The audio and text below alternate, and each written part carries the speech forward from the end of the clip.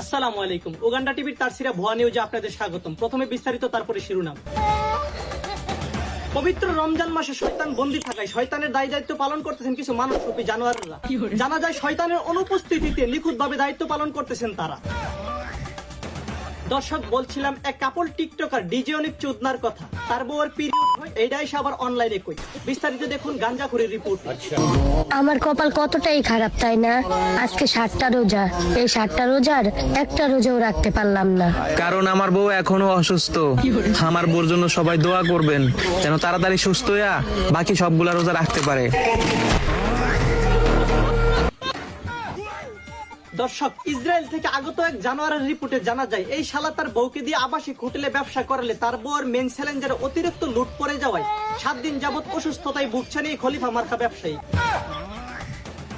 দর্শক, আমরা এতদিন জানতাম অসুস্থতার কারণে মেয়েরা রোজা রাখতে পারে না।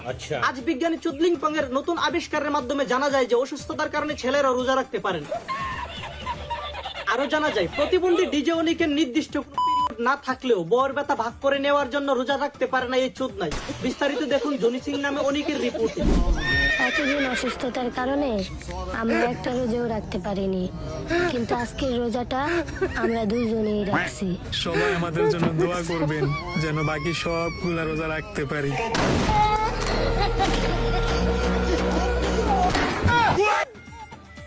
দর্শক, তার কপাল ভালো যে তার নিজের এলাকায় এই ভিডিওটা করছে। তবে এটা সত্য, তার এলাকার মানুষগুলো সব কাপুরুষ, নইলে তার মতন প্রতিবন্ধী কিভাবে রোজা নিয়ে মজা করার সাহস পায়।